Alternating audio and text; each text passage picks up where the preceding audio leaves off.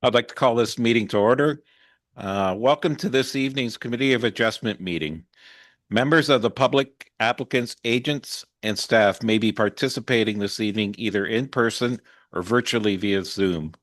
For those attending via Zoom, please note that it is our standard practice for members of the public to have their cameras off and microphones muted until it is time for that member to speak. Township staff can assist with muting microphones. If you require, please use the chat function and ask staff. I am also pleased to advise that this is being broadcast live on the Township's YouTube channel, where a recording of this meeting will be available. Note that the Township does not have the ability to edit the live stream or recorded versions of the meeting. Public meetings have been called and notice circulated in accordance with the Planning Act with respect to applications for minor variance and/or consents. The purpose of public meetings are to inform and provide the public with the opportunity to ask questions and to express views with respect to the applications. The format of the public meeting is as follows. Township staff will introduce the application and report all correspondence received. Next, the applicant or their agent will present any relevant information. Township staff will then provide further information and clarify any statements of the applicant and/or their agent. Following that, the public will be permitted to ask questions and express views on the proposal, and then the public portion of the meeting will be closed. And finally, members of the committee will be given the opportunity to ask questions for clarification of the application. After all comments have been received, the committee will consider the application with due regard to the presentations and views expressed this evening. The committee will then do one of three things. 1, approve the application. 2, deny the application. Or 3, defer the application pending receipt of additional information. Specified persons who have provided oral submissions or written objections but disagree with the committee's decision on an application may appeal the decision to the Ontario Land Tribunal as entitled under the Planning Act. The deadline for an appeal of a consent application is 20 days within the giving of the notice, and for minor variances within 20 days of the decision date. When commenting on an application, please provide your full name and address for the minutes. Please note that the names and addresses of those individuals who speak at this meeting will appear within the meeting minutes, which are public documents. If you wish to receive a copy of a decision, please leave your name and address with the township staff. We'll move on to disclosure of pecuniary interest. No, don't see any. Adoptions of minutes from the last meeting. Could we have the motion? Motion COA 2026-001, moved by Member Hawkins, seconded by Member Kish, that the minutes of the December 16th, 2025 Committee of Adjustment meeting be adopted. Yes, the motion is passed. We have no adjourned applications, so we'll move on to new applications.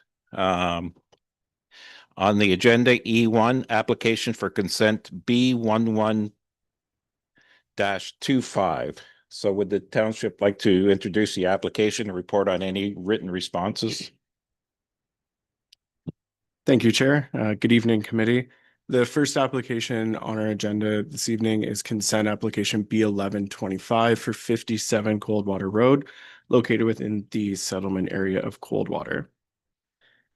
These lands are, as mentioned, located within the settlement area of Coldwater, and they are also captured within the flooding hazard overlay designation in the township's official plan. They're also located within the intake wellhead protection area B of the Coldwater municipal drinking water system. This application does propose the creation of one new vacant lot that would be is proposed to subsequently be rezoned to commercial. A portion of the subject lands, being the retained lands, are developed currently with an existing single detached dwelling, and that has been accounted for in the proposed lot fabric to ensure that it complies with the setback requirements. The proposed severed lands would be vacant. In terms of correspondence received for this application, there was one comment from a member of the public, Ernest Coombs at 64 Coldwater Road, who stated that he was not in agreement with the application to create a vacant commercial lot and expressed concerns related to traffic and safety. The township's risk management official for source water protection did advise that based on the application type being a consent application, that the applicable sections of the Clean Water Act would not apply to this application. As such, no additional notices, letters, or requirements from the township's risk management official are required as this application is currently presented. And the RMO also pointed out that the policies of the South Georgian Bay Lake Simcoe Source Water Protection Plan would not apply. However, the RMO did point out that future applications on the proposed commercial lot may be subject to source water protection policies to ensure safe drinking water.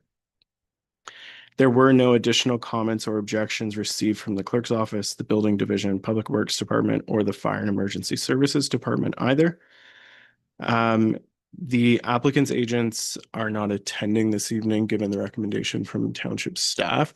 In light of that, I would just continue with my presentation a little bit further than normal. So just for some context, these are the subject lands located here in red on the east side of Coldwater Road. The food land is located down here, just for some context, and then the main street up here through Coldwater Road. This is the 2025 aerial imagery. So the existing lot is outlined in red, and the proposed severed lot is highlighted here in yellow.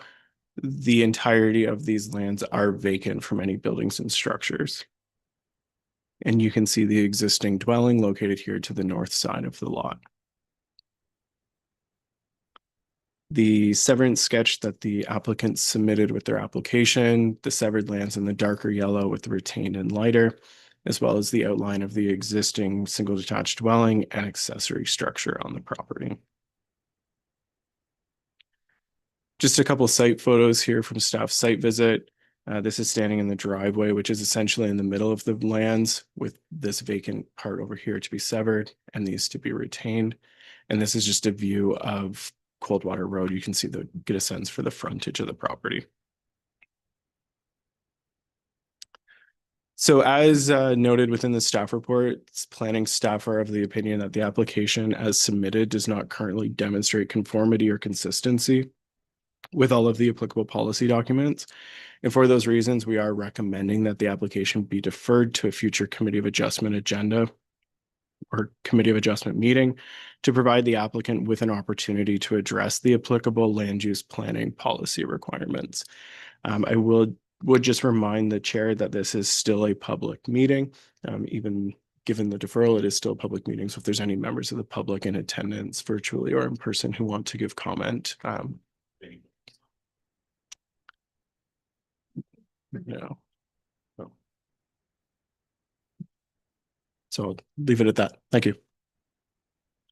Are there any persons on Zoom that would like or on by telephone that would like to have questions, comments, or wish to speak in favor or in opposition of the application?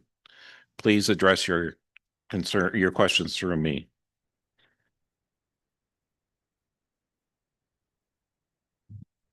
All right. Are there any persons present that have any comments, questions, or wish to speak in favor or in opposition to the application, please address your questions through me. The applicant may be asked to respond to each party. When commenting, please give your name and address for the minutes. I don't see any, so I declare the public portion closed. Do any members of the committee require further clarification or wish to provide comments on this application? Yes, Member Vandergeest. Through you, I know this will more than likely end up with a deferral of the application, but with the deferral of the application, it will eliminate the public portion of the meeting next time. So I would probably, once this application comes back again, appropriate notice should be given just in case anything changes or their justification brings on more public questions or concerns. And obviously they weren't here to address the one comment this evening by Mr. Coombs. So I would like to see that, but that's up to you and the rest of the committee. So just a comment, no question. Okay, and yes. Sorry, through you to the town staff. The property adjacent to the proposed severed property, is that residential, commercial? What is the zoning of that piece?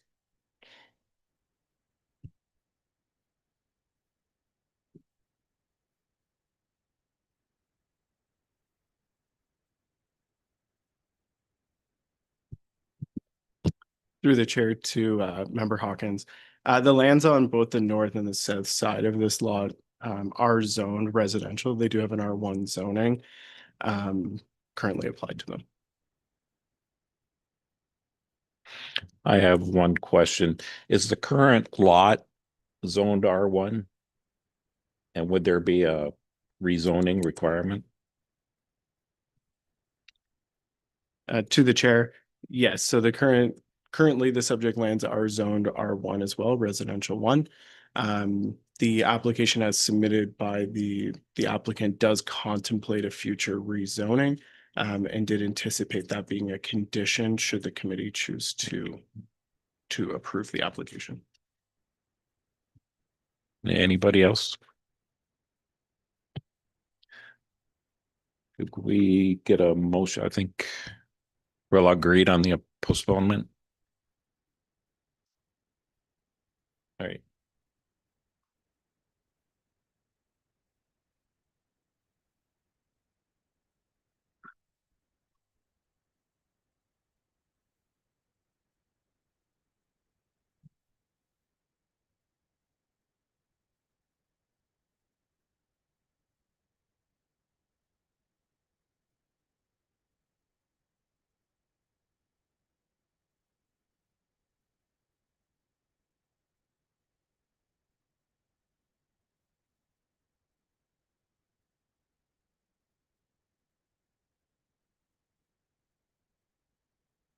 If I may, Chair, through you,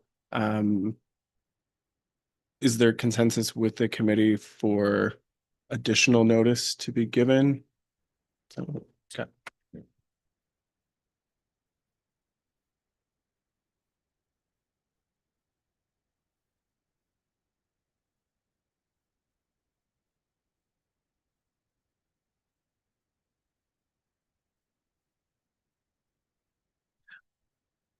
We have a motion that staff report D26-001 be received and that in the matter of consent application B-11-25, the application be deferred to a future committee of adjustment meeting pending receipt of additional information to demonstrate consistency and conformity with the applicable land use planning policies. And further, that the application be subject to another public hearing with notice given in accordance with the Planning Act. And further, in accordance with bylaw 2026-05, should the application not return to the Committee of Adjustment for reconsideration within 12 months of the deferral, the file will be closed.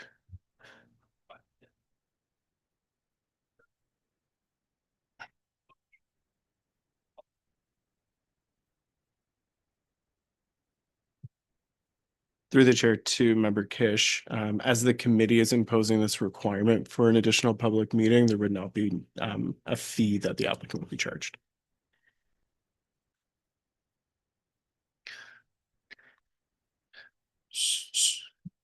Okay, I'm looking. Yes, I can move it.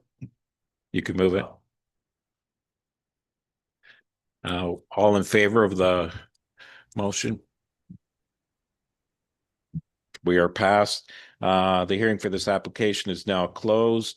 You are free to stay or for the remainder of the meeting or leave as the committee moves on to the next application.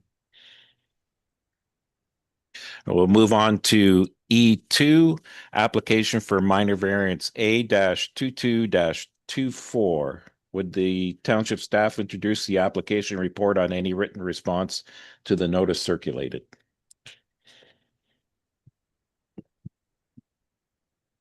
Thank you, Chair. So the next application is A-22-24, for the lands located at 2900 Kelly's Road in the community of Port Severn, more locally known as Rawley Resort. The committee may be somewhat familiar with this property as there was a former minor variance application back in early 2024 that this committee did decide on. Since that time, the applicant has redesigned the amenity area associated with the pool and has come forward with updated minor variance requests.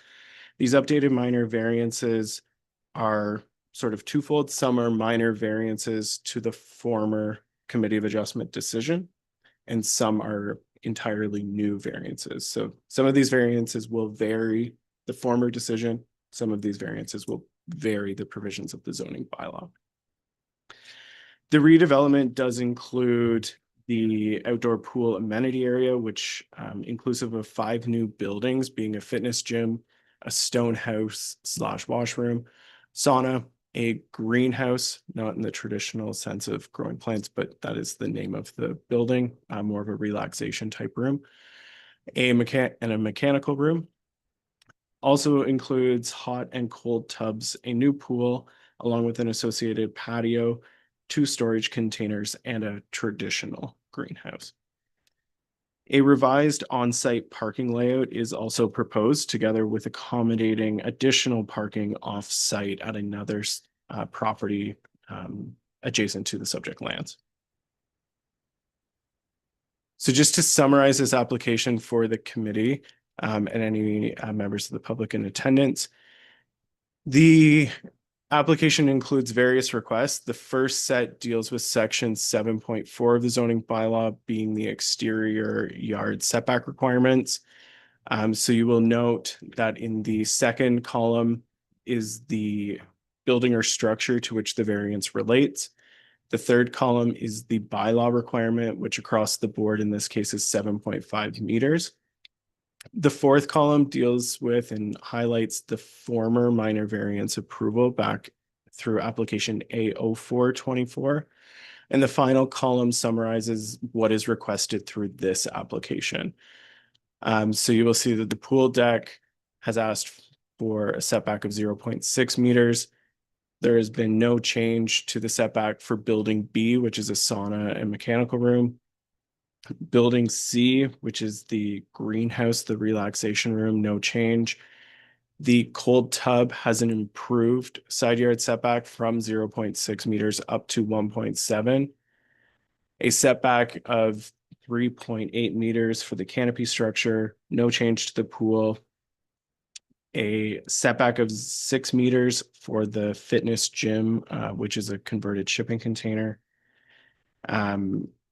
A slight change to the setback for shipping containers B and C, a slight reduction from 1.3 to 1.2. And an improvement in the exterior yard setback for the traditional greenhouse from 5.7 to 7.4.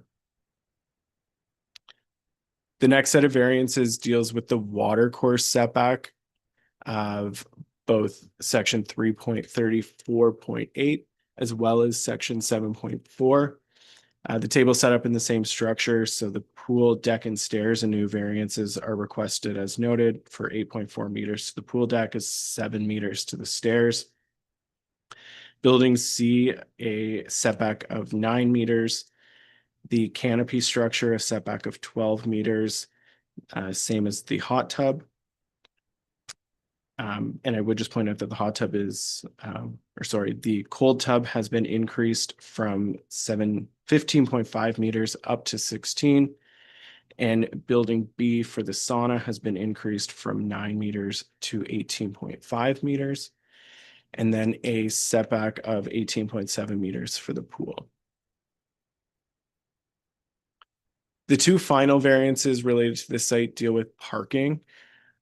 So as you will note in the table here, the requirement in the zoning bylaw for parking spaces is 63 spaces is what the bylaw would require for all of the current legally existing uses. The applicant has requested a minimum required parking of 54 spaces for the current legally existing uses. And the final variance deals with the location of those required parking spaces. The bylaw does require them to be located on site, or the bylaw does also provide that they may be located off site at another property within 150 meters of the subject lands.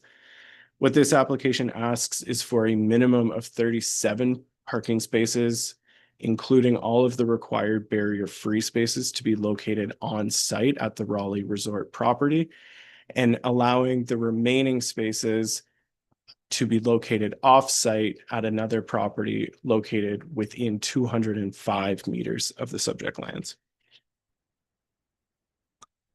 In terms of correspondence received for this application, the risk management official from Severn Sound reviewed and advised that there was no additional notices, letters, or requirements needed for source water protection. And the Severn Sound Environmental Association provided some natural heritage comments here, just encouraging the preservation and protection of the natural features along the shoreline, and provided some resources to review in terms of planting selections and things like that. Parks Canada also provided comments on the application, noting that they had no objections, and they did remind the property owner that any in-water or shoreline works would require an approved permit from Parks Canada prior to the commencement of any works, including but not limited to the installation, repair, replacement, removal, or expansion of any of the works. And they just include a number of additional pieces of information there for the applicant's consideration. And finally, there was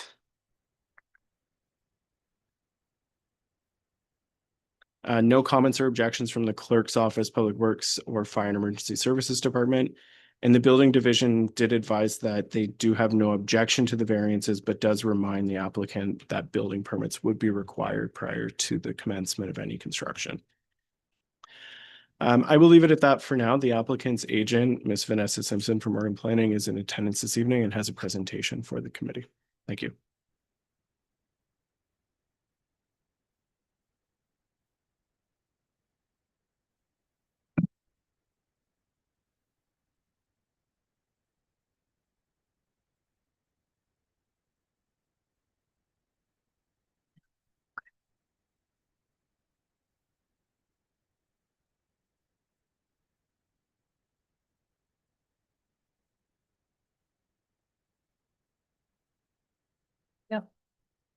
Good evening, Chair, members of committee, staff, and members of the public. My presentation just closed. Give me 1 second.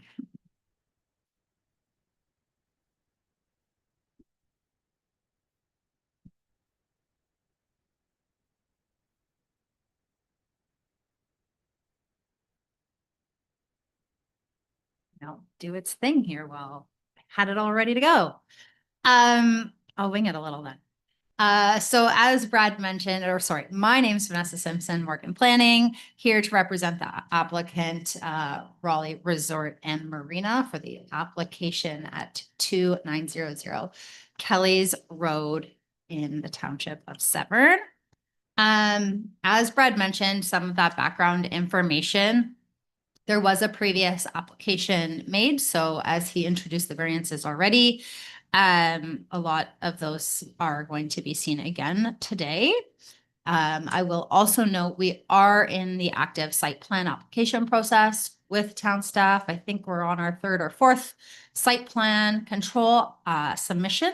So the big change from previous application to today is that the owner of Rawley Resort has hired a full consultant team and has really started to get into detailed design, which has brought on these additional changes.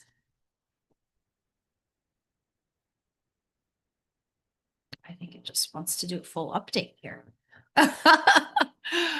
Okay, so subject lands 2900 Kelly's Road, located in the settlement area of Port Severn. Next slide. So again, you know the property as Rawley Resort.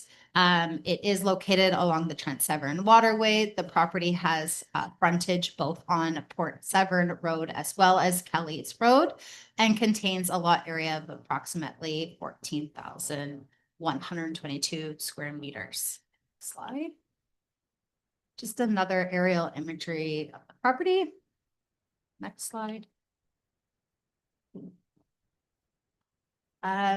Also, this is some existing site photos of the pool area. Fortunately, not too covered in snow, but this is the area that is going to receive a really big renovation. So I'm just checking here. It just doesn't want to.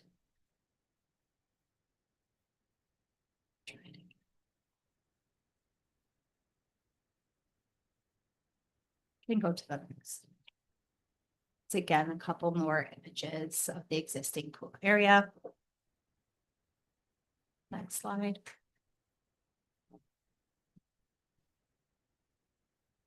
It's opening. Just bear with me for 1 moment if we can.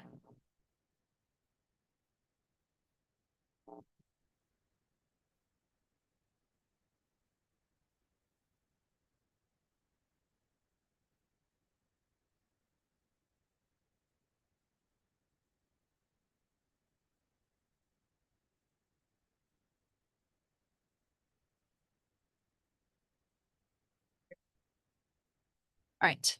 The proposal is to redevelop the existing outdoor pool area to create a serene year-round outdoor resort-like space for hotel guests. The redevelopment of the pool area includes, but is not limited to, the following structures: revitalization of the pool and deck area, addition of a built-in hot tub and cold tub with additional water features around the pool deck, a greenhouse or relaxation building similar to like a solarium, sauna building that includes a steam sauna and dry sauna, a washroom building with a relaxation area, a fire pit and relaxation area with landscape pathways and plantings, new fencing along the property line, and refacing of an existing pump house. Next slide. In addition to the provisions supporting the outdoor pool amenity area, several other details around the resort are being cleaned up through this minor variance application process. These include the addition of accessory structures constructed using 40-foot shipping containers that are fully cladded to enhance their appearance, and they're going to be used for an array of storage for the resort, some containing things like patio furniture, gardening equipment, that sort of thing. One of these 3 shipping containers has been converted into a fitness gym for hotel guests. And lastly, an addition of a greenhouse is located near the parking lot and hotel entrance, which is going to be used for growing herbs and vegetables for the resort's restaurant facility. Importantly, this application does not increase the overall occupancy of the resort, nor does it introduce any new uses to the general public. Most of the uses are for hotel guests only. All proposed structures are accessory to the long-standing and permitted tourist establishment on the property. Next slide. So obviously this is a little hard to see. Hopefully you guys have seen a more close-up image in your package, but the second slide does contain a bit of a zoomed in area of the pool. redevelopment. So the gray buildings, you can see the pump house in the top and that two-story hotel structure, they are existing. And the brownish color buildings are the proposed to be new. Next slide. This provides conceptual rendering of the pool area. So this is looking towards the lake. On the left, that structure is the existing hotel building, or sorry, one of the existing hotel buildings. And the saunas and solarium and relaxation areas are shown on the right. Next slide. These provisions are the previously approved.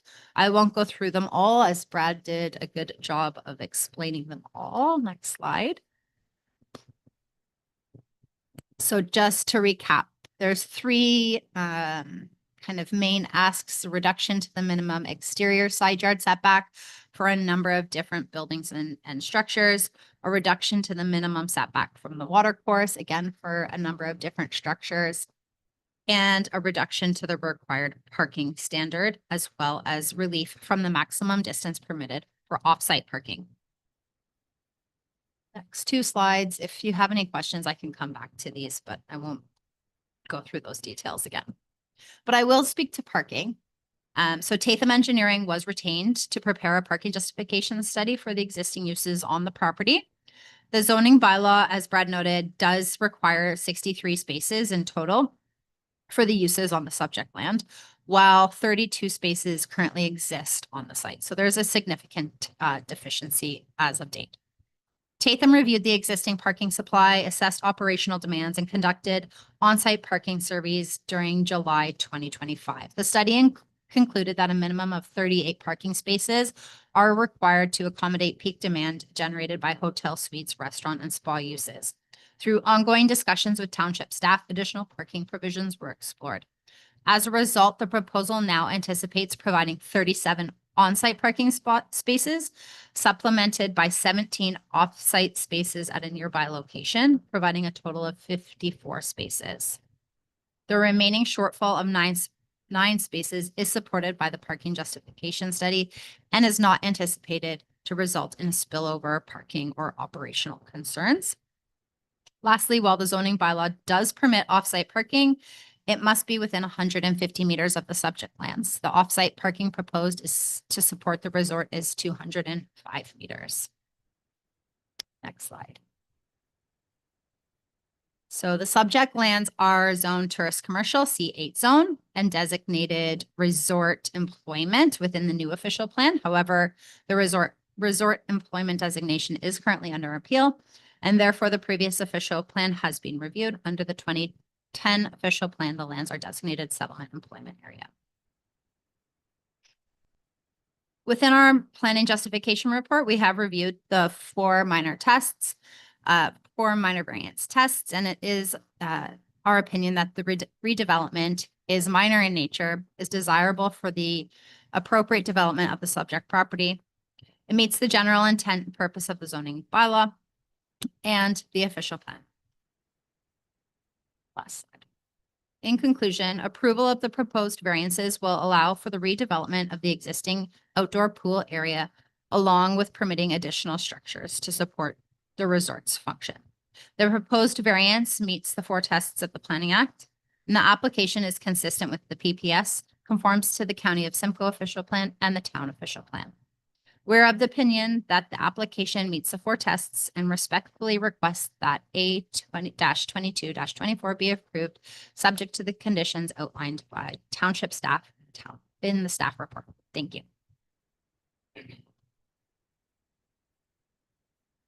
Do township staff have any additional further information to add to the materials and information presented by the applicant and or their agent, or any recommended conditions? Thank you, Chair. I'm going to skip over a couple of slides here as Ms. Simpson's covered these already. I'll just point out these photos here. This is that existing hotel building, which on the opposite end here is where the pool area currently is that would be redeveloped. This is the area that exists between the shoreline and the front of that building. This second photo here just gives some context to those existing buildings that are on site. So this is the existing hotel building, or one of the existing hotel buildings, as well as this spa building off to the right of the pool area over here. In between these buildings is where the existing pool area is. And that's where the applicant is redeveloping it. And as you can see, they are limited in which areas that expansion of the pool area can go, as was noted within the staff report. Just a couple more site photos here, more of that pool area, very similar to the photos that the applicant showed earlier, that you can see the pool. So as was noted within the staff report, township planning staff also agree that the application is consistent with the PPS and does meet the 4 tests. In terms of the shoreline area, the applicant through their site plan control application is proposing to renaturalize that shoreline area, especially in between that front hotel building that you could see along that area across the front to the pool area. It's sort of compensating for the reduction in the setback in that area using lots of native plants and species. The exterior yard setback, it is a little bit of an established setback already, given the existing spa area there. But as noted, the applicant is limited in where they can go with this redevelopment of the amenity area. And they are proposing to maintain their setback in that respect. In terms of the parking, as was noted by Ms. Simpson, the parking study did justify the reduction in the total number of spaces that are required. The parking study included within that assessment, which was township staff and our consulting engineer participated in discussions leading up to the preparation of that study. Essentially looked at the overlap between the uses. So you could have somebody who's staying at the resort, having dinner in the restaurant, and using the spa facilities. So instead of counting for each use independently, they looked at the overlap between those uses to justify the reduction. And then just finally on the location of the offsite parking, as it's noted within the application, they are asking for a variance of about 55 meters of additional distance to provide that. That distance represents less than a 1-minute walk. The applicant has selected a preliminary site for review.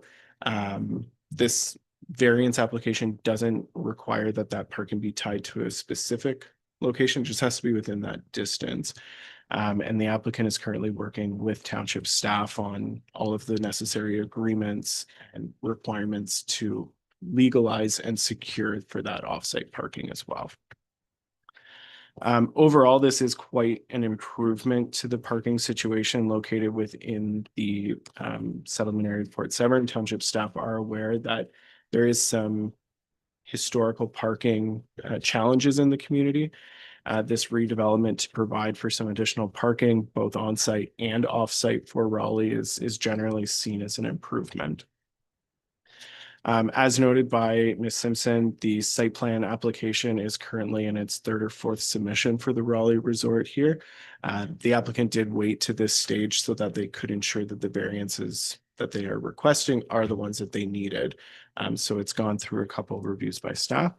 So for those reasons, planning staff do have no objections to the approval of the application, subject to the recommended conditions.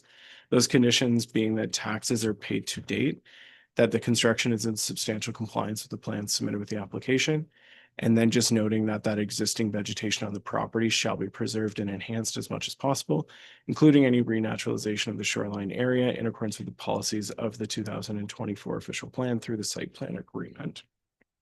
If there's any questions from members of the committee or public, happy to answer. Thank you. Are there any persons on Zoom or on the telephone who have either questions, comments, or wish to speak in favor of or in opposition to the application? Please address your questions through me. The applicant may be asked to respond to each party. When commenting, please give your name and address for the minutes.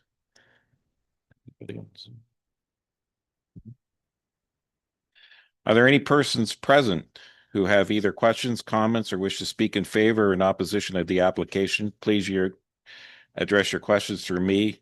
The applicant may be asked to respond. When commenting, please give your name and address for the minutes.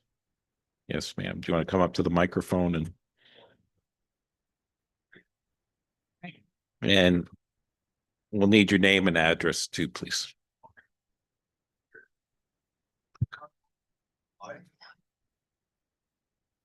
Thank you. Mr. Chair, committee, township staff, my name is Stephanie Morrow. My husband and I are joint owners at 3281 Sanama Road, and we own the adjacent property, 2707 Kelly's Road, directly across from 2900 Kelly's Road. My concern arises with the proposed increase in percent of lot coverage for this property, as the ongoing issues with snow removal and parking allotment are only going to increase the frustration of the local residents and the infringement on both private and public lands in the surrounding area. Port Severn is a large tourist destination, and Rawley does allow for people to stay overnight, use the spa, etc. But this should not outweigh the taxpayers that enjoy this beautiful landscape all year round.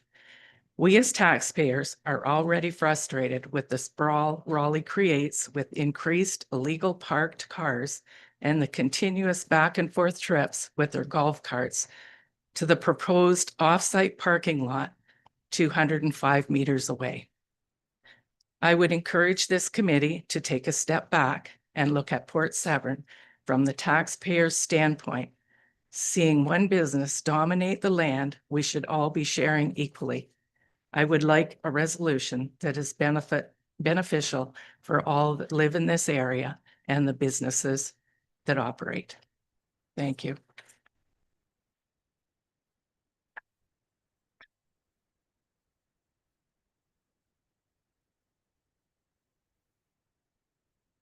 Anybody else? Okay. Would the applicant like to respond to that at all, or?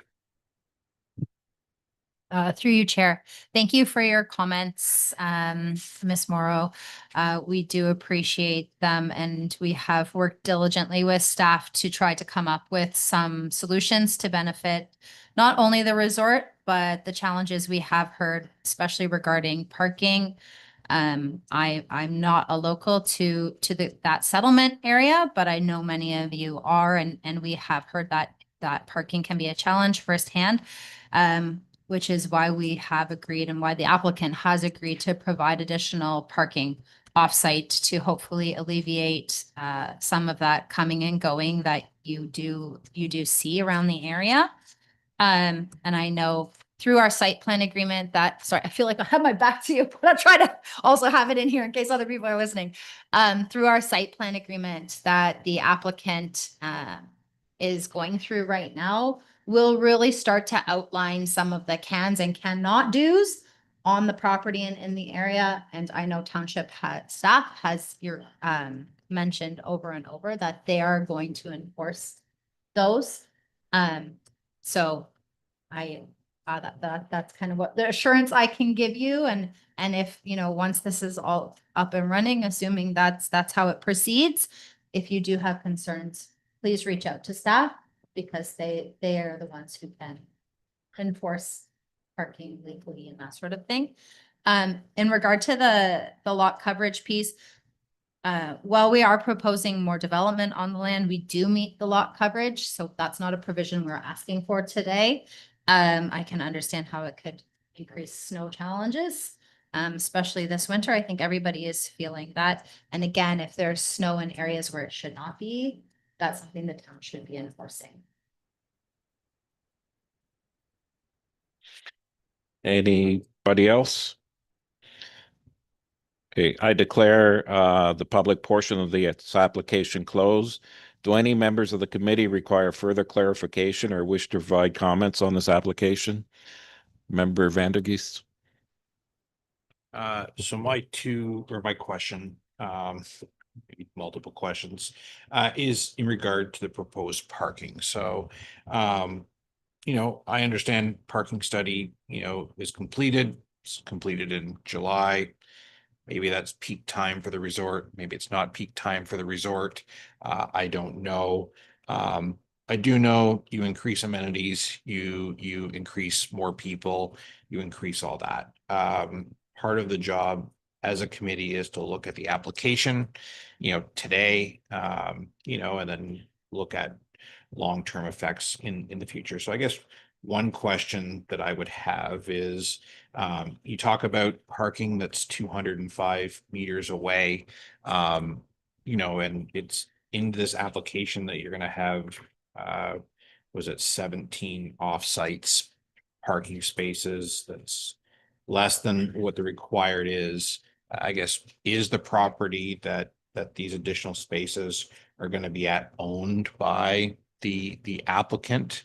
And then if it's not, my second part of the question would be, is how do I ensure that those parking spaces are going to be there 3 months from now, 6 years from now, 25 years from now? Because that's the question that I have, and I'm sure Ms. Morrow has the same question.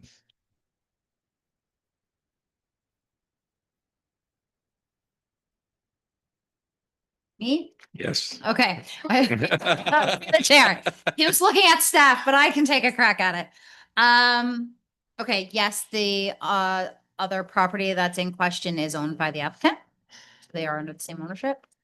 And we are working with staff to figure out what tools we use to ensure that parking is locked in for a long term. So we do need a zoning bylaw amendment on that piece of property to permit this offsite parking, as well as other things that are happening on that property. So that will be going to council.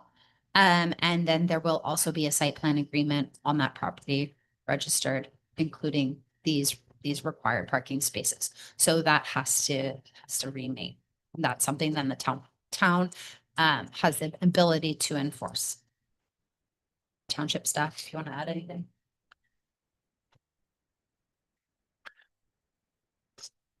Okay, go ahead. Through Brad. the chair, if I may. I would just add to that the township is currently working with our solicitor to ensure that the legal mechanisms are in place to require that parking and ensure that it remains available in perpetuity for use by Rawley Resort, so that way there is at least a site plan agreement on both the Rawley Resort property as well as the property that's providing the offsite parking, so that it's clearly established in those agreements that parking has to be provided. There may be additional agreements such as a parking agreement, perhaps some other legal mechanisms as well that could be used by the municipality. And our solicitor is currently investigating those opportunities in which is most appropriate to lock in that parking and make sure that it's always available for use by Rawley Resort, and protecting the municipality's interests so that if there is a deficiency in parking, the municipality has that mechanism to enforce that and make sure those spaces become available again. I guess through you, so yeah, sure, that's all fine and dandy that we're sitting here, we're talking about, what's gonna happen from a solicitor standpoint, what's gonna happen between the applicant, but I'm not seeing that in any of the conditions. I'm literally looking at 3 conditions up there. Well, I was that, yeah, 3 conditions. There we go. So memory was good. 3 conditions up there, but none of that is in play. So I vote on it tonight. I like development. I think development's good. Bringing people to support local businesses is a good thing, but I don't see any of that up there for the conditions. So I vote yes tonight. And I walk away thinking that all this is going to take place, but those are the conditions that the applicant has to meet to get all the variances. How, as a committee member, do I ensure that what you just discussed happens after this meeting and that doesn't walk away? What mechanism do I have as a committee member to feel good about that, to make sure it's going to happen? Because I have to walk down the sidewalk, down whatever, and Miss Morrow probably is going to hit me up. And I'm just using that as a name, but probably going to hit me up saying, you know, they fooled you, and I don't want to be fooled. Through the chair, if I may. So under section 41 of the Planning Act, the definition of development includes the laying out and the establishment of a commercial parking lot. That definition under section 41 is the trigger for site plan control. So therefore, the laying out of the commercial parking lot on the site within 205 meters of the subject lands to provide the off-site parking requires a site plan agreement in order to establish that parking. The development on site at Rawley Resort also meets the definition of development. They are also laying out additional spaces on site, so that's enough of a trigger, as well as the new buildings and structures also triggers that site plan control requirement.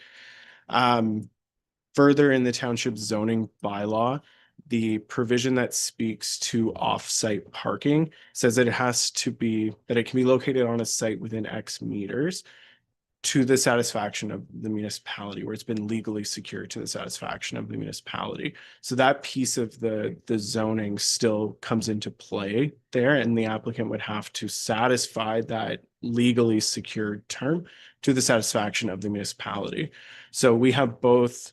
The reason why staff didn't include any additional conditions is because they weren't necessary. We still had the mechanisms through the Planning Act and the township zoning bylaw to require those pieces, to require both the site plan agreement on Rawley and the site plan agreement on the offsite parking, as well as the legally secured for the offsite parking piece. If it gives the committee comfort to include some general conditions, in addition to what is recommended by staff, we're happy to, put together some conditions there. If that would satisfy I think so, the yeah. concerns of the committee. Well, I think it's up to the rest of the committee, but that, as someone who's going to be voting on this application, yes, it's part of site plan agreement, so on and so forth, but yeah, I see a lot of nodding heads. I that, want to yeah, know, right, that is going to happen. I do have some more questions, and probably they're all parking related. I guess my question, so it's 205 meters away. We heard the resident talk about golf carts going back and forth. So maybe it's more through township staff, the applicant. I don't know where the property is 205 meters away. I can pretty much guess that it's either close to a convenience store, or it's probably close to somewhere else, or maybe it's down the road. But how is the residents safely getting from one property to the next? Because I'm pretty familiar with that property.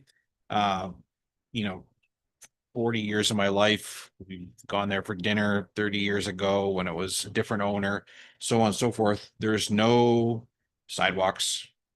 There's a municipal road. I believe it's pretty busy in the summertime, pretty busy.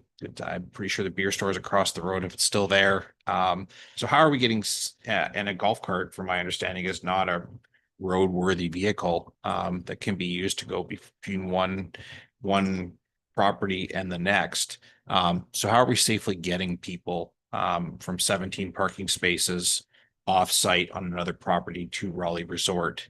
Because I got to think about the safety of people as well.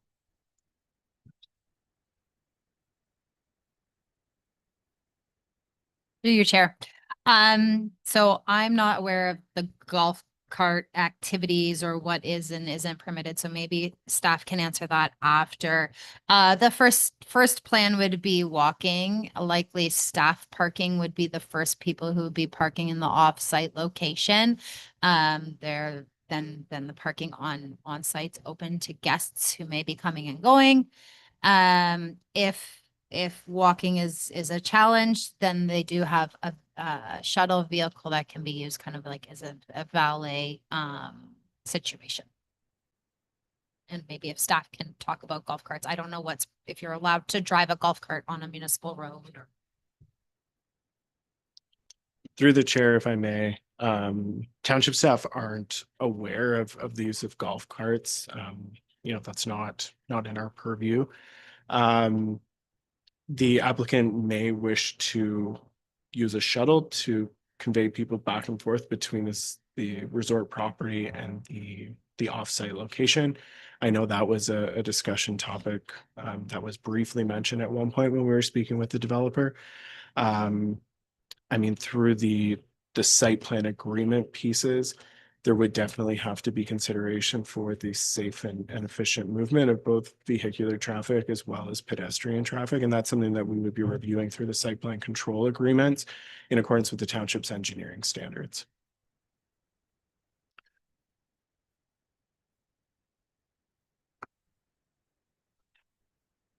Yeah, I think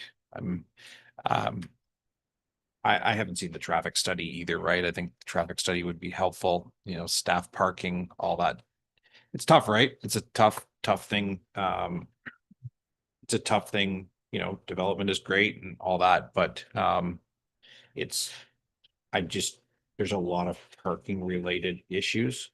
And parking related questions, and I'll let others, I don't want to be a hog of the mic, but I do have some substantial concerns with regards to parking and how we're going to get people safely from one spot to the next, and safely in the future too, of what happens with development of that other property. It's that's probably another question in the future too, right? So I'll let other people ask their questions. Member Hiles? Through the chair to staff or the applicant. Do we have a visual of the current parking and the proposed parking? I'm not sure if I saw it on one of the slides, if we can just see that in the site plan that you shared. And then my other question is, when we talk about the meters, how is that determined? So is that determined with like foot traffic, or is that like as the crow flies and that will be a straight path between parking areas?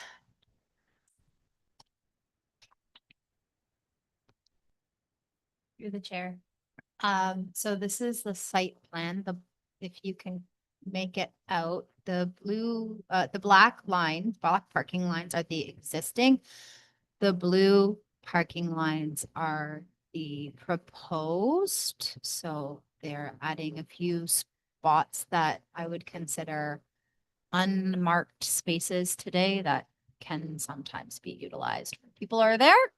So we are proposing to define those spaces, ensuring they all meet the required township zoning bylaw size standard and allow for a safe movement throughout the site, ensuring that 6 meter 6 meter entrance you can see in the red dashed line is maintained, access route.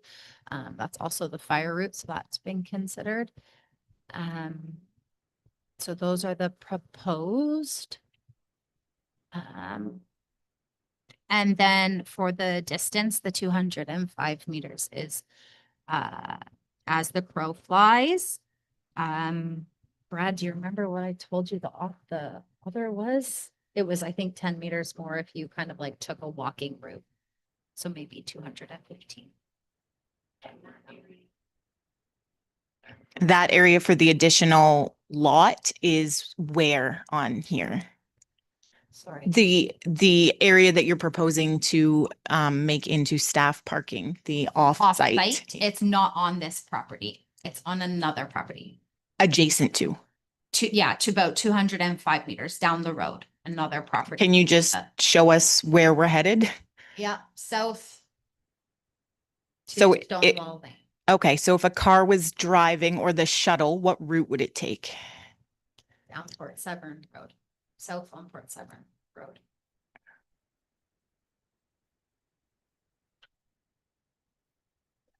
The property we're looking at. Okay. The bottom, and you can see, kind of see And that walking distance is 50 meters. 215 meters walking distance. Okay, sorry, I always thought we were only doing the difference. Okay.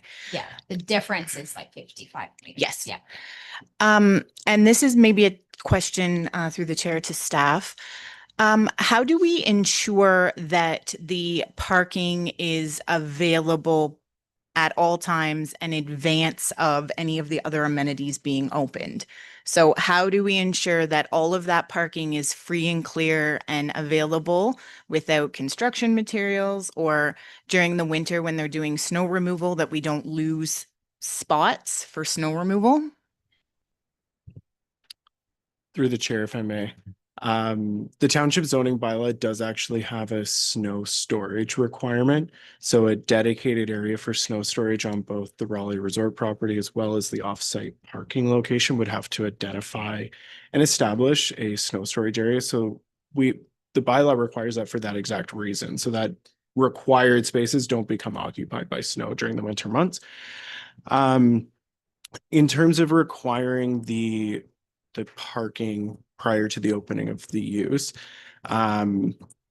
the township could withhold occupancy permits if the Ontario Building Code allows for that. But also the site plan agreements could establish those in there as well, right? So it's very typical of a site plan agreement to have clauses in it that say these internal services, which include parking, must be established prior to the operation of a use, so that that trigger or that sort of safeguard is in there to require the parking to be there before the use can operate. And just to clarify, that would also mean that it's available for the usage of parking, and it's not construction materials, construction vehicles, all of those things that might be stored. Correct. Okay, Correct. Yeah. thank you, Brad. Typically it's like they would have like engineering inspections taking place throughout the development of the site. And municipal staff would be there as well to make sure that, if they say they're going to have they've identified 37 spaces on site, then there needs to be 37 spaces available prior to operation. And sorry, one last question, parking, through the chair to the applicant. How will it be enforced? Will it be a gate for parking? Will it be parking passes? How are you ensuring that other locals or other people are not using that parking, resulting in your guests overflowing onto the streets? Through the chair. Is that in regard to the offsite parking? Any, Well, your current on-site parking or any of your Yep. lots? so currently it is private property for both of them. So technically, if you would park on the property and not be a Rawley guest, you would be towed. And when you do check in as a hotel guest, you get a parking slip that you put in your vehicle to identify that you are a resort guest staying at, excuse me, the hotel or using the spa facility. I guess to the applicant, another parking question. How wide are the shoulders on that road to walk on? Like, is there space for people to actually walk? Or are they actually walking on the road or a shoulder? Chair, the shoulders of which road, on Port Severn Road or the entrance driveway? Whatever one they have to walk to get to the buildings. You want to pull there.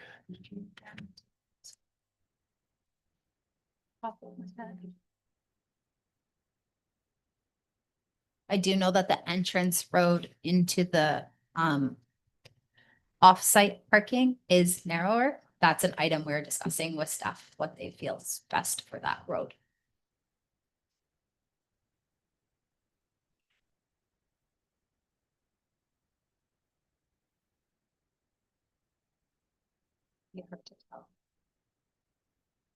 It does. Yeah, like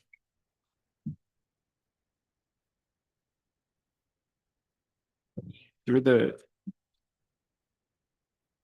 It does appear like where that white car and the black truck is, like there is a vehicle parked there, so it would be around 2-3 meters wide. But I don't know if, yeah, people can walk on, or sorry, park on both sides of the road.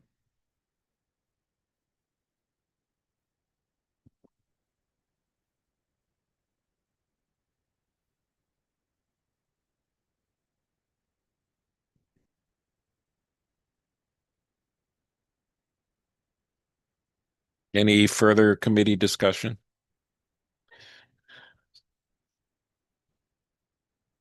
Through the chair to the applicant, if in your presentation, you shared that it will not be open up for day use, the spa facilities. If at any point they decide they will offer day use, will that trigger a new proposal to ensure that additional parking is required? They won't be able to offer that without offering more parking. Through the chair. Yes, exactly. In the site plan agreement, it will state that the uses on the property, the pool area, the hotel, that sort of thing, are strictly for hotel guests only. I will note that the spa they have there's some massage, you can get pedicure, manicure, facial, that type of thing. That is open to the public and that has been accounted for in our parking justification study and part of this application. So that use is open to the public. Restaurants obviously open to the public. Otherwise, everything else is for hotel guests only. That will be written in their site plan agreement. If in 5 years they want to change that, they're going to have to amend their site plan agreement and then come back for a parking discussion.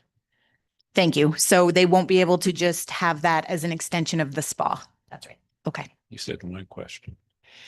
Member Kish? Oh, where to start? So I guess as a general comment to start, personally, I'm on the same page as member Vandergeest, with some more conditions needing to be added to this before I will give my vote towards. I'm not going to rely on the fact that a site plan that I have not seen or is not in place yet is something that I'm voting to. So I will need to see more conditions put in this to outline a lot of the concerns that have been brought forward here. Now I'll get into my questions. And some of this may be covered in the site plan, but again, we're not privy to that information at this moment. So through the chair to township staff, what is being done to naturalize as much as possible the VPZ? Through the chair, if I may. Through the concurrent site plan control agreement, staff have identified to the applicant since the beginning of that process that the shoreline area will need to be renaturalized. The applicant has, through all of their submission documents, demonstrated plantings and renaturalizations of that shoreline area, especially in front of that closest resort building, wrapping around to in front of the proposed pool amenity area, renaturalizing that with native and self-sustaining plants and species as recommended by the Severn Sound Environmental Association. Are we planning on any time, sorry, through the chair to staff, are we planning any time to share that planting with or planting schedule with committee? Again, typically in past applications, we've seen those come forward as part of an application to show what the applicants are planning to plant and how they're going to renaturalize the area.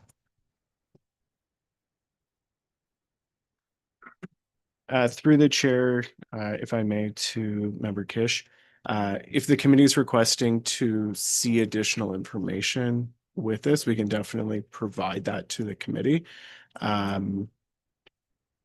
If the committee, it's ultimately your decision how you want to move with the application. If you want to defer it for additional information, that's entirely within your ability to ask for.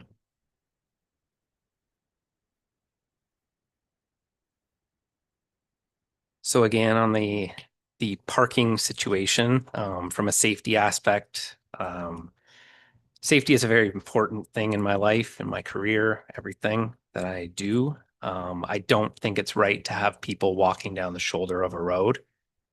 We need to have proper pathways. Again, I'm not waiting for a site control plan to state that that may or may not happen at some point. I need to see conditions here for me to be able to vote that I know people are going to be having a safe pathway to walk on, or a mandatory shuttle that is available, whatever the applicant feels that they would like to implement. But I can't get on board with just saying people are going to walk down a public road. So do we have a plan? Because I heard that there was likely walking, possibly a shuttle. Sounds like we don't really have a plan. Through the chair, at this point, staff has not asked us for a plan. Through the chair to staff, I guess that will be part of my further information that I will be requiring.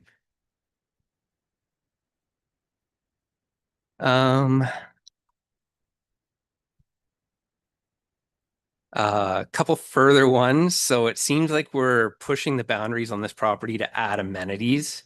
At the same time, we're pushing to reduce parking spaces.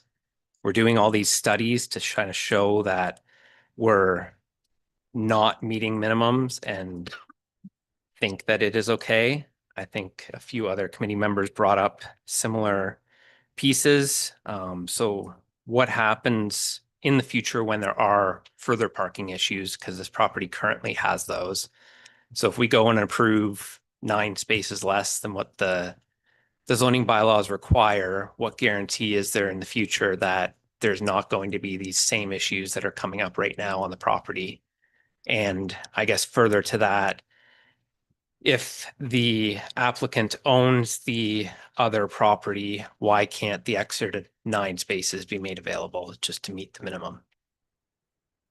Through the chair. Okay, I would like to first talk about the adding of new uses. We're not proposing to add any new uses to the property that trigger additional parking. And I maybe didn't make this very clear through the presentation. And unfortunately, you don't have the parking study. The uses, there's been a historic longstanding use on the property. For example, the restaurant. The restaurant has been there for 30 years. 30 years ago, nobody did anything about the parking. So now today, while that restaurant has been open to the public for 30-something years or more, today the site plan application is triggering a deep dive into every nook and cranny and every little cobweb, which the town has had also a struggle going to find out how did this restaurant come to be without ever providing the required parking? And there's no evidence to say what happened back then.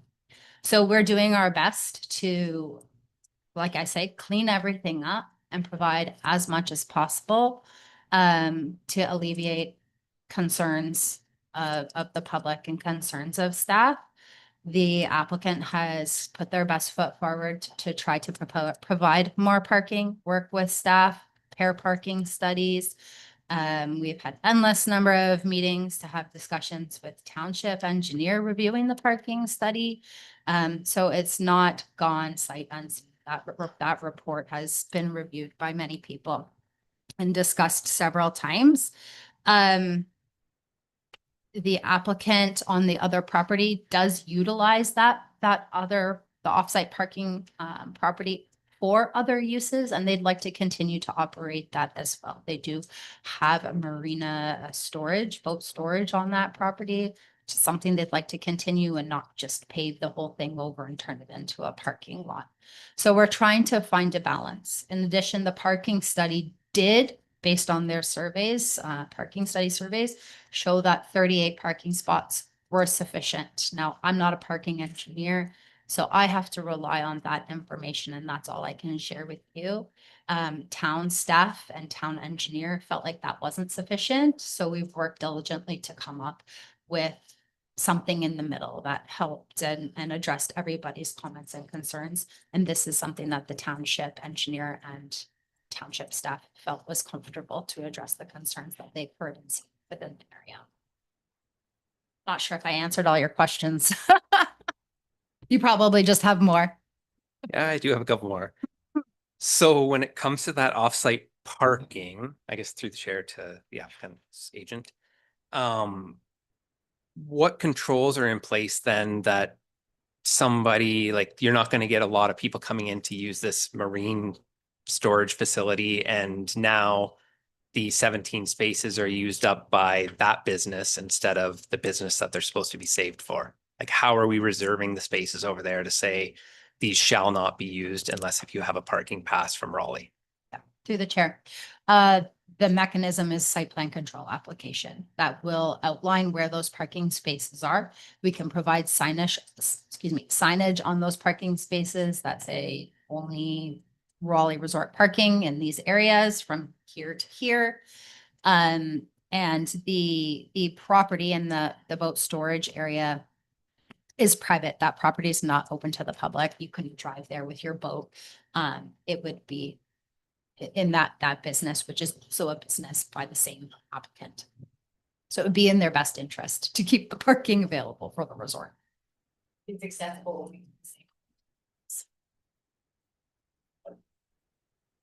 I've heard that before. No, well, currently I have one more. If further discussion desires me to have more afterwards, then that's a different story.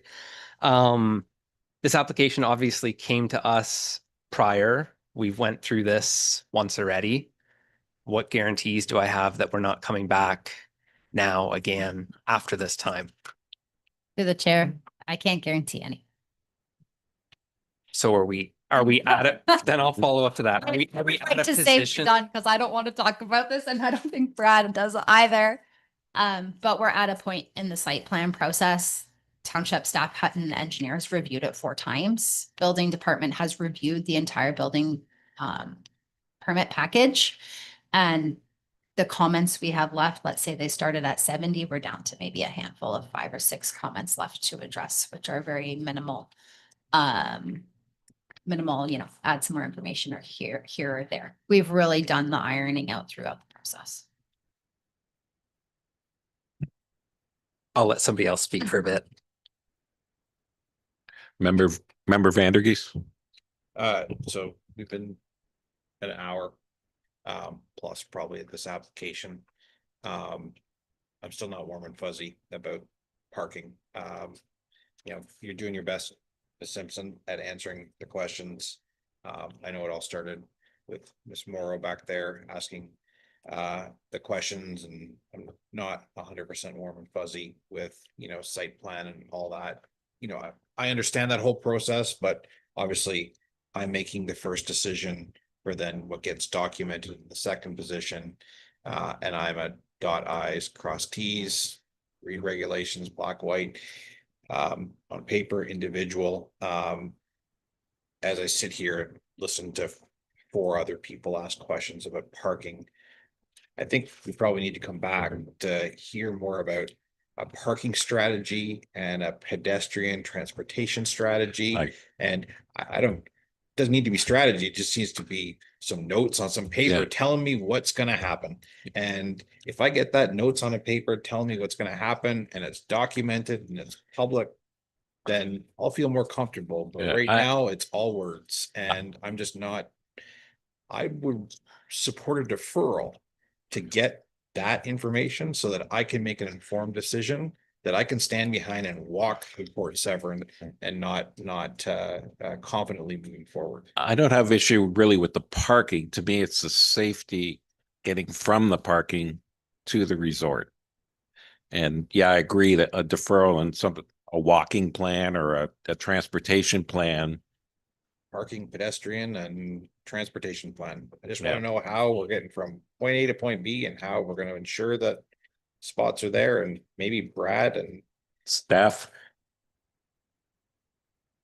Through the chair, if I may, if the committee wants to look at a potential deferral, staff have prepared a draft alternative motion if you would like to see that. Thank you. Yes. Not that I want to throw a wrench in the plan. Through the chair, would committee consider approving the provisions associated with the pool area? Leave the parking aside. I don't know, Brad, can you do that? Or I'll vote. You guys can do a vote if you want, but I'll tell you right now. So. No to the deferral. Oh. Okay. Yeah. Yeah. So, Brad, what was the first wording we asked for to be included? I just want to make sure. Yeah, if I may, Chair, I can put the draft motion on screen and then the committee Okay. can work it. as you see fit.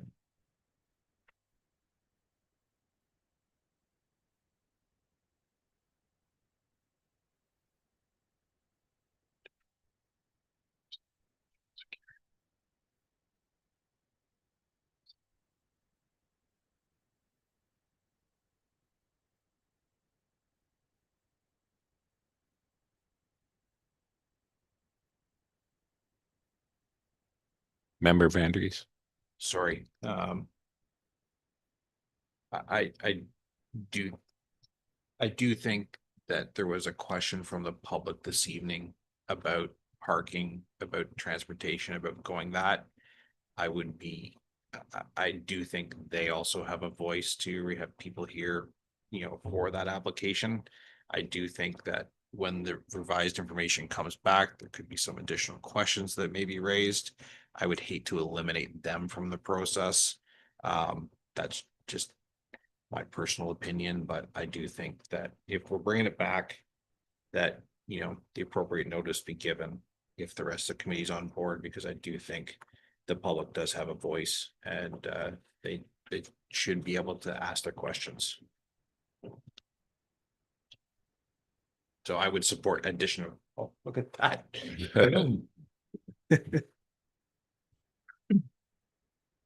With probably the fees would be waived.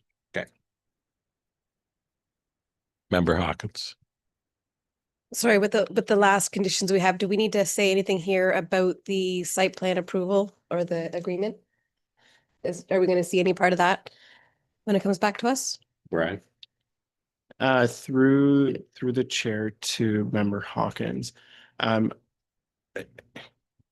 I think it'd be better to leave it a little bit more open like this to just include securing for the parking. I can understand the committee is interested in seeing perhaps some more details about the site plan agreement. So township staff will definitely be speaking with our solicitor on that. I just don't know if that additional information that we would be in a position to present you with is the actual agreement, because that might be a slightly later piece. And I would hate to see that prevent this application from returning if that is not available. Is everybody okay with this? Member Kish.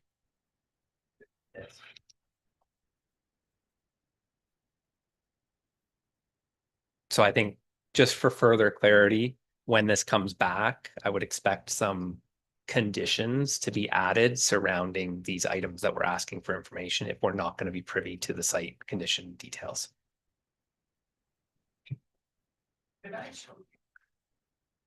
Yes. Yeah.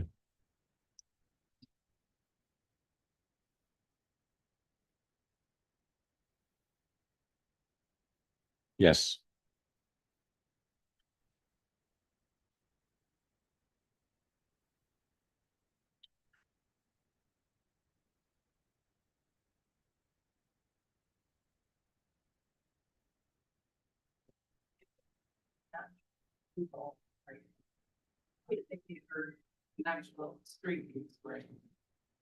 I think it was the Simcoe mapping. Because you drew the line for the. I'll just need you to, oh, sorry. If we could just. You You can use this one.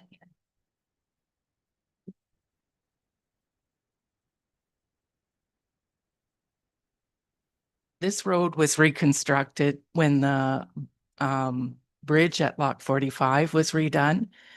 And on the left-hand side of Port Severn Road, where the arrow is a paved shoulder. And it has a line, so you're supposed to walk on that. The local people walk on it. Our visitors to the community do not. They walk anywhere on the road and we have to wait to go around them. Right now in the wintertime, that's the snowmobile trail. Thank you. I guess we'll address that in the walking transportation plan. So because I spoke a lot, I can move this motion for a deferral. Okay. I haven't read it yet. I can be the seconder. All right. We have a motion that staff report D 26-002 be received, and that in the manner of minor variance application A-22-24, the application be deferred to a future committee of adjustment meeting pending receipt of additional information, including but not limited to securing an operation detail regarding offsite parking, providing safe access between the offsite parking location and the subject lands, and renaturalization of the shoreline area and vegetation protection zone. And further, that the application be subject to another public hearing with notice given in accordance with the Planning Act. And further, that in accordance with bylaw 2026-05, should the application not return to the Committee of Adjustment for recommend reconsideration within 12 months of the deferral, the file will be closed. I can move it. Okay, we have a mover, we have a seconder. Member Kish. Got a vote? Carried. The hearing for this application is now closed. You may leave or stay to the end of the meeting if you wish to do so. We'll move on to the next application. So the next application is E3, application for minor variance A-25-25. So if I could get the township staff to introduce the application and report on any written response to the notice circulated. Thank you, Chair. Our next application is, minor variance application A 25-25 for the lands located at 2596 Bagley Road. This application, these subject lands are located within the settlement area of Port Severn, and they are currently developed with a single detached dwelling together with a detached garage. This minor variance application seeks to permit an increased lot coverage to facilitate an addition to the existing dwelling. The variance is requested to deal with the lot coverage for the overall property at 17.6%, whereas the bylaw would permit 15, as well as permitting an increased lot coverage within 60 meters of the shoreline, whereas the bylaw would normally permit only 15%. I would just point out to the committee that the request for the overall lot coverage is larger because that existing detached garage is located in the very rear of the property. The correspondence received with respect to this application was from the building division stating no objections. Again, just reminding that all construction must meet the Ontario Building Code and that a permit is required prior to construction. A septic system permit was applied for and reviewed by both the township's building and planning divisions. No concerns with that application have been raised, and that its issuance is essentially just pending the decision on the minor variance application and the issuance of the corresponding permit. Parks Canada also commented that they had no objections, and just reminding the applicants that any in-water or shoreline works would require a permit or approval from Parks Canada, and no additional comments or objections from the clerk's office or the Public Works and Fire and Emergency Services departments were received. I do believe that the applicant's agent is in attendance this evening and may wish to address the committee. And I will leave it at that for now. Thank you. I now call on the applicant or their agent to please present the application together with the relevant information.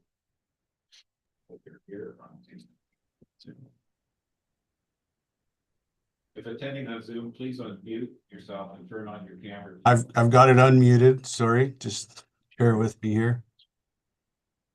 I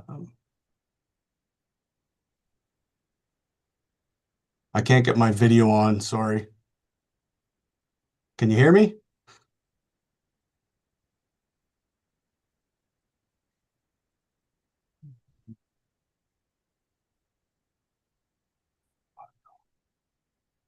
Can you hear me at all? There we go. Yeah. Thank you. Oh, Yes, we can hear you. thank you. We can't see you though. Pardon? Cannot see you.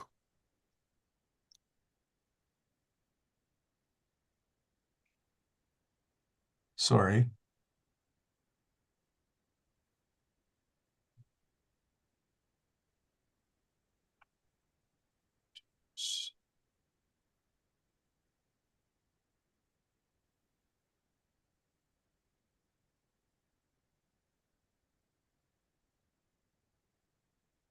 that better? Yes. Sorry about that. Thank you, Brad. Thank you, Chair, members of the committee. Yeah, I don't have really anything else to add. Brad kind of captured and encompassed the whole scope of work. Unless anybody else has any questions about it.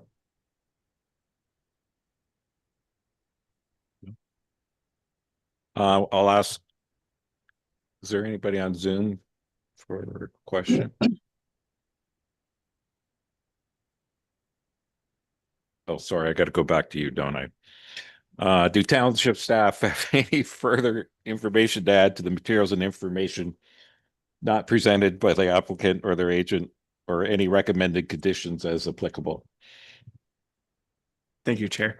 I just will be brief in my next couple of slides here. I'll just go over the details here. So the subject lands are located here as shown in red.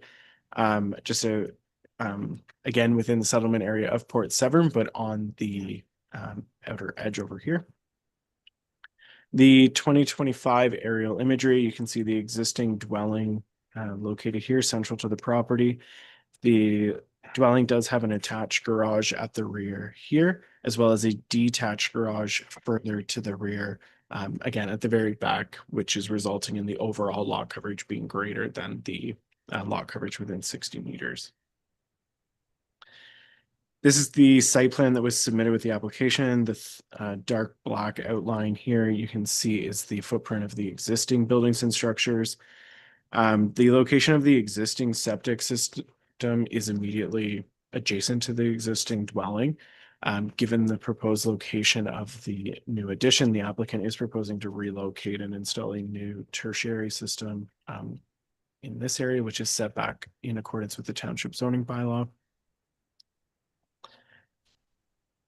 Just some elevation drawings of the proposed addition, which does comply with the maximum permitted building height of the SR2 zone. Couple site photos here. These were taken in late December. There was snow, but limited amounts at that point. So you can see the existing dwelling here. This is the existing septic bed area that would accommodate the addition with the relocated septic system. As noted within the staff report, planning staff are of the opinion that the application is consistent with the PPS and does meet the 4 tests as required by the Planning Act.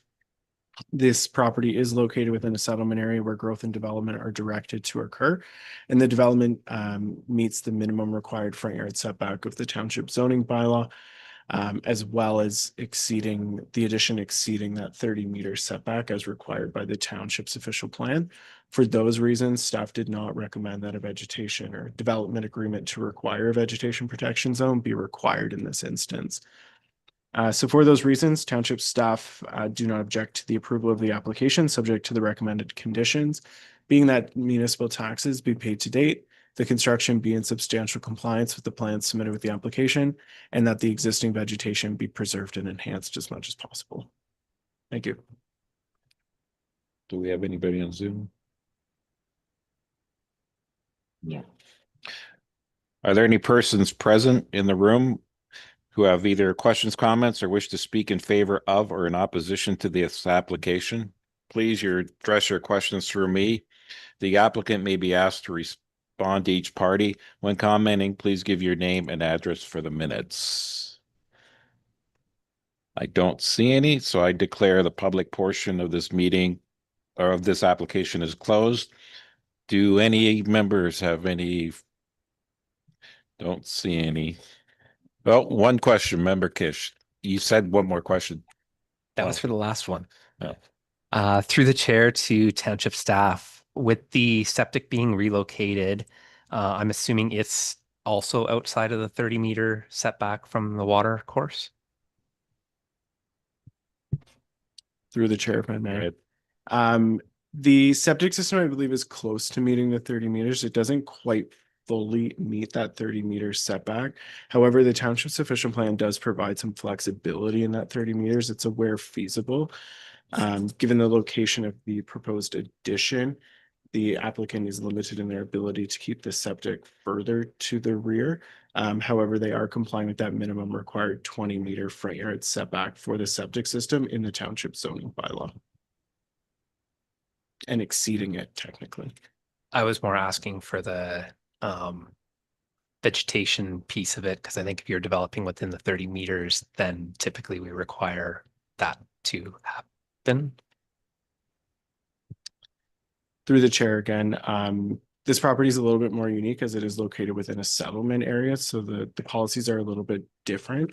They do provide a little limited, less limited, additional flexibility there, given their location within a settlement area. Okay. That's all. Anything further? So do we have a motion to look at? Here we have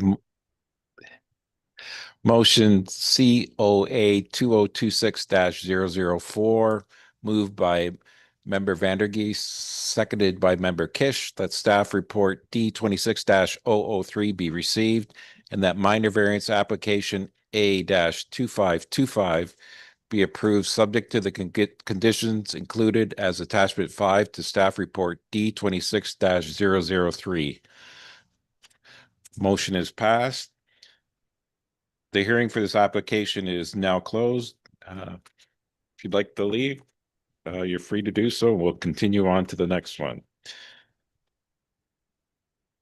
This is application agenda item E4, application for minor variance A-2825. Would township staff please introduce the application and report on any written response to the notice circulated? Thank you, Chair. As noted, the next application on the agenda this evening is a minor variance application for the lands located at 3336 Crescent Bay Road.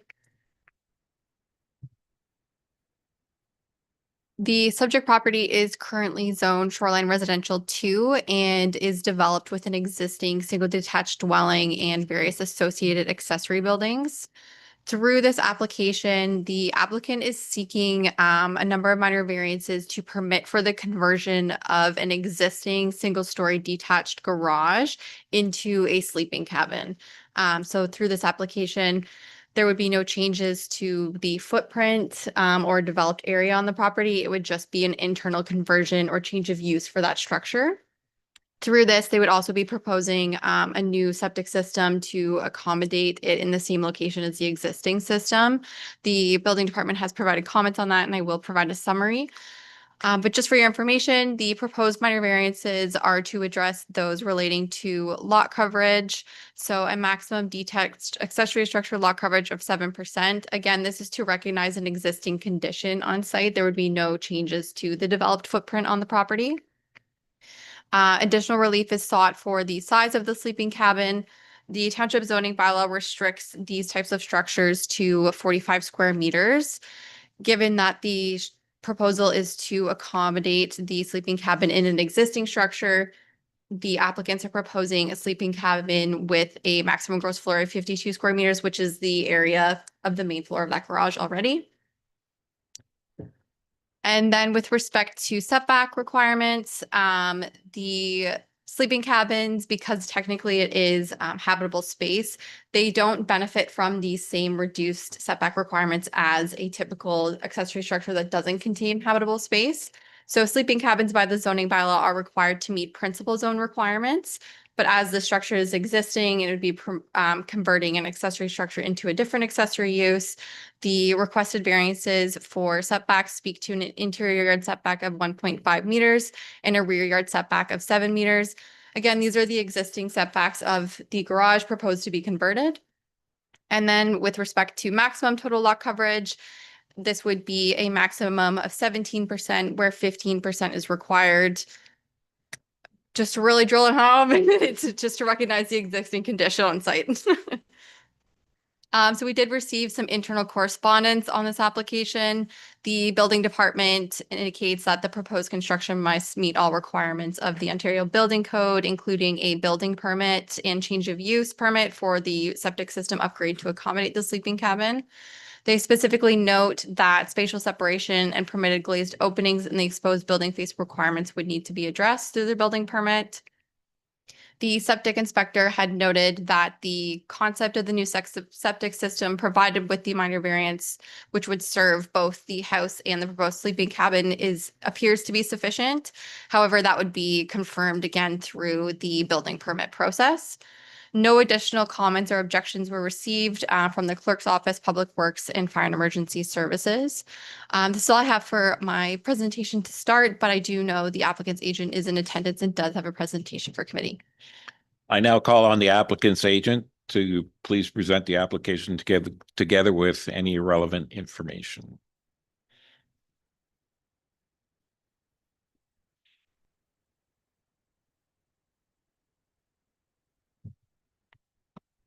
Good evening, Chair, members of the committee, staff, and members of the public. My name is Vanessa Simpson. You know me. I'm here to represent the applicants who do join us today for minor variance application 3336 Crescent Bay Road in the Township of Severn. Subject properties located adjacent to the dead end of Crescent Bay Road and sits along Lake Couchiching shoreline. You can skip over the next slide and go to the next one with the image. The subject property has approximately 48.9 meters of frontage along Lake Couchiching shoreline and a lot area of just over 2,000 square meters. The property is currently developed with a single detached dwelling, which you can see in the image here. 2 accessory structures, which are located on the south side of the dwelling.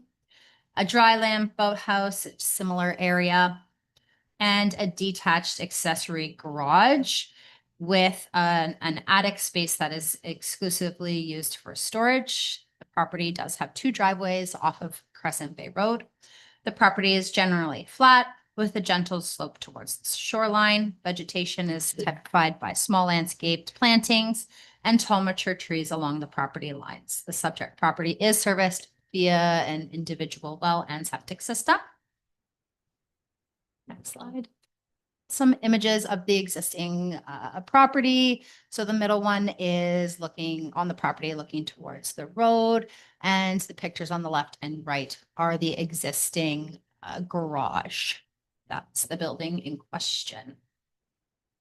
Next slide, please. The proposed minor variance application seeks approval to facilitate the internal renovation of an existing detached accessory garage. The renovation would convert the existing structure into a sleeping cabin, which is a permitted use on the subject lands. All renovations are proposed to occur entirely within the existing building envelope with no external alterations to the structure. To facilitate the conversion, the application requests 3 variances which are associated with the sleeping cabin, and 2 variances which are requested to recognize existing structures and property development. As I noted, the attic will continue to be used exclusively for storage and will not contain any habitable space. A new septic system is proposed as the conversion would increase servicing demands. And the septic confirmation memorandum and permit has been prepared and was submitted with the application. Slide. To facilitate the proposed development, the application seeks approval for the following variances. To permit a maximum accessory structure lot coverage of 7%, whereas 15 is permitted. Again, this is an existing condition. To permit a minimum rear yard setback of 7 meters from the sleeping cabin to the road, whereas 7.5 is required. To permit a minimum interior side yard setback to the sleeping cabin of 1.5 meters, whereas 3 is required. And to permit a maximum gross floor area of 52 square meters for the sleeping cabin, whereas 45 is required. And to permit a maximum total lot coverage of 17% on a privately serviced lot, whereas 15 is required. Next slide shows you the proposed site plans. You can see the additional accessory structures noted. The garage to be converted is outlined in yellow, and the septic system is in the dash cyan color, which is also approximately the location of the existing septic system. Next slide. The lands are zoned SR2 shoreline residential non-serviced in the township's bylaw and designated shoreline residential in the official plan. A full planning justification report has been submitted with the application, which addresses the applicable planning policies, including the Planning Act, the PPS, the county official plan, township official plan, and township zoning bylaw. Within our report, the 4 tests of a minor variance are outlined and detailed justification is provided. I'll briefly highlight the proposed minor variance application has been prepared to satisfy the 4 tests. The proposal is minor in nature and is not anticipated to result in impacts on surrounding properties or create visual anomalies, as all development is entirely internal and no exterior renovations or alterations are proposed. The proposal is desirable and appropriate for the subject properties and is consistent with the existing built character of the surrounding area. The property will continue to accommodate permitted uses within the SR2 zone and shoreline residential designation. Overall, the proposal maintains the intent and purpose of the zoning bylaw and generally conforms to the shoreline residential designation of the official plan. In conclusion, the proposed minor variance applications appropriate, desirable, and represents good land use planning. The applications consistent with applicable policies, and the minor variance seeks to permit the internal renovation of an existing detached garage into a sleeping cabin so that the owners and applicants have a place to sleep and use a bathroom during the night. The proposed minor variance satisfies the 4 tests and merits approval. In addition, we've reviewed the staff report and associated conditions of approval, and we don't have any questions or comments at this time. Thank you. Do staff have anything further to add or any recommended conditions as applicable? Thank you, Chair. I'm just going to skip ahead a few slides here. So as shared by Ms. Simpson, on screen is the site plan submitted by the applicants with their minor variance application. Indicated in yellow on the screen is the location of the existing garage. It is a single-story garage compliant with the accessory structure provisions of the zoning bylaw, and is proposed to be converted to the sleeping cabin. As noted by Ms. Simpson, the proposed septic replacement is intended to go in the same location as the existing septic. Overall, the use of the existing developed area of the property would limit any site disturbance to accommodate the proposed development. The property is beautifully vegetated with lots of mature vegetation, which does provide sort of a natural buffer between the subject property to adjacent properties, as you can see on the screen here, and to the shoreline, as you can see on the right of the screen. No additional vegetation would be required to be removed to accommodate the development, as no changes to the footprints of any of the buildings on the property would be altered. As outlined in the staff report, staff have provided an overview of consistency with the provincial planning statement, as well as the 4 tests for a minor variance. Planning staff are of the opinion that it is consistent with all the prescribed documents and have no objections to the approval of the application, subject to the recommended conditions. In this case being municipal taxes paid to date, that the construction shall be in substantial compliance with the plan submitted with this application, and that the existing vegetation on the property be preserved and enhanced as much as possible. Thank you, Chair, but happy to be available to answer any questions.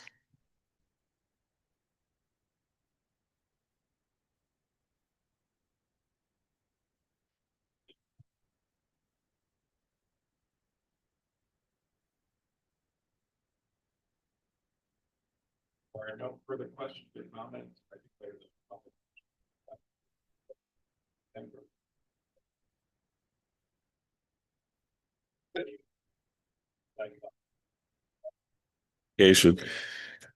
Member Kish. Through the chair to township staff. So the gross floor area is for the first floor only. In the pictures, there's definitely a window upstairs in the quote unquote attic space. I don't know what the inside of the building looks like because there's no pictures provided of that. So what guarantees do we have that the attic is literally what I would consider an attic, as in insulation and nothing else? Yes, ma'am. Thank you through the chair to Member Kish. This is something that we did work with the applicants and their agents on extensively before bringing the application forward. We did have the applicant confirm that that space does meet the definition of an attic as considered by the zoning bylaw, and confirmed that the space does not, is unfinished essentially. So the space does satisfy the definition of an attic by the zoning bylaw. Therefore, the structure would still be compliant with the single story provisions of the zoning bylaw. Member Vandergeest? So I've been sitting here, not tonight, but on this committee for a number of years. So I look at this application and, thing that perks my interest in maybe, my spidey senses is, I just want to confirm, this is the final step for this property, or am I going to see this property back again, looking to build an attached garage or a detached garage? Because I'm also looking at lot coverage as one of the provisions, right? I think lot coverage is going from 15% to 17% or something like that. And I have seen it before where we're 3, 4, 5 applications in on a property. So I like to get the whole picture if I'm voting once rather than, multiple times. So is the intent to come back, or is this the intent is to finalize and that's it? And I shouldn't see this property for the next term that I sit on this committee, hopefully.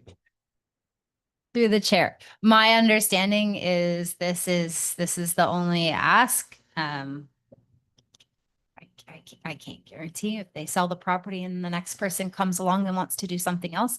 I will note that the lot coverage ask right now is to account for all the existing structures. So if another application were to come or they would want to build a garage, they'd be back and you'd get to give them that decision. Just a comment. I get that answer. I've seen it time and time again, right? Where we're not even signing off on the first minor variance and we're back for the second application and we're like 3, 4 times in 1 year. I've seen it. Oh, So through the chair. That's it. So, Okay. Yeah.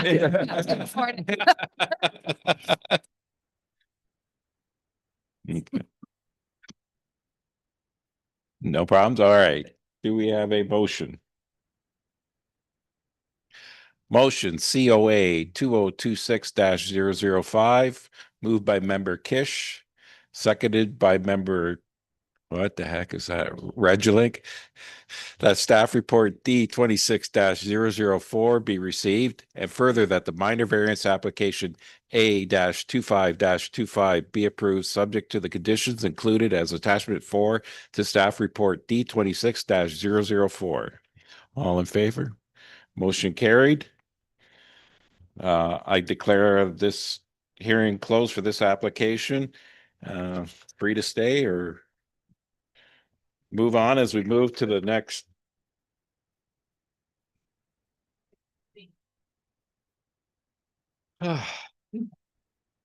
Anybody need a break?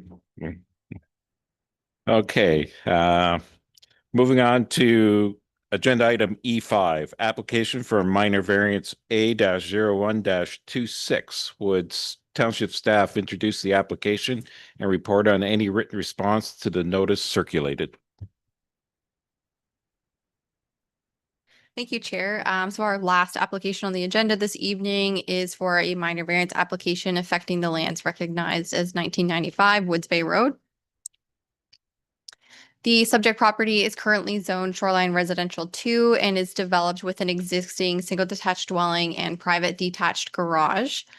The applicants are seeking relief from the zoning bylaw to facilitate the construction of a sleeping cabin in a new detached garage. The existing garage is proposed to be demolished to accommodate this construction. Through their minor variance application, the applicants are seeking an increased lot coverage of 15.7% within 60 meters of the shoreline, where 15% is required. I did just want to note that the overall total lot coverage of the property, when you consider the entire area, is compliant with the zoning bylaw. We have received some internal correspondence on the application, very similar to the previous one on the agenda this evening. The proposed construction must meet all requirements of the Ontario Building Code and is subject to a building permit. Again, the requirements to review the spatial separation and glazed opening requirements through the building permit application process. Additionally, a concept of the new septic system to serve the proposed development seems sufficient, but would be confirmed through the building permit application process. No additional comments from the clerk's office, Public Works Department, or Fire and Emergency Services were received. I do believe the applicant's agent is attending on Zoom this evening. They may wish to address the committee before staff review the rest of the staff report. I now call on the applicant's agent to please present the application together with any relevant information. So please unmute yourself and turn on your camera. And if you'd like, you can share your presentation on from your screen. I'm sorry, I'm unable. Hello, Mr. Chair and committee members, can you hear me? Yes, we can hear you. We cannot see you. Yeah, my apologies. My computer's not allowing me to start the video. So hang on a second. That might be it there. Gotcha. Mr. Chair and committee members, can you see me now? Yes. Hello, my name is Matt Pryce. I'm with Prycon Custom Building and Renovations. I'm working with the owners of this property on the redevelopment of their garage and replacing a shed with a sleep cabin. And I'm here to answer any questions that the committee may have.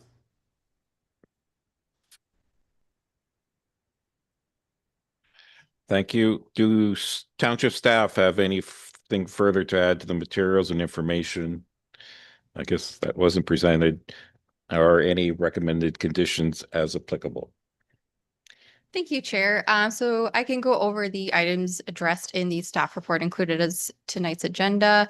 As indicated on the screen, the subject property is located along Woods Bay Road and does have frontage on the shoreline of Lake Couchiching.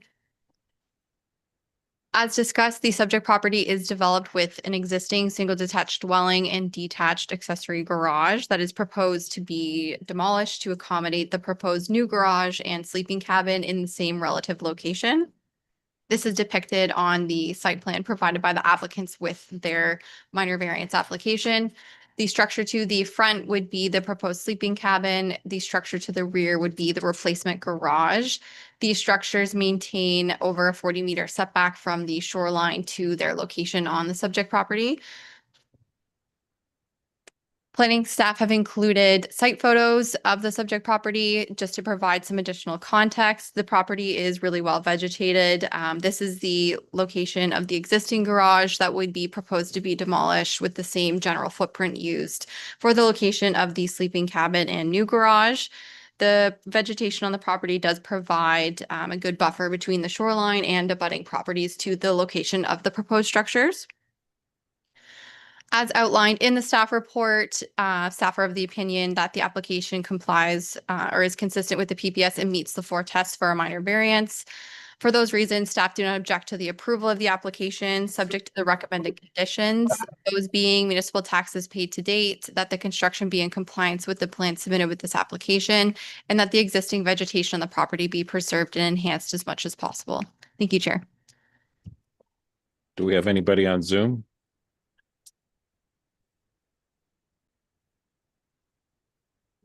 I don't think so. Should I ask? Or are we good? Okay, if there are no further questions or comments, I declare the public portion of this application closed. There's nobody in attendance here. Do any members of the committee require further clarification or wish to provide comments on this application? I do not see any. Do we have a motion?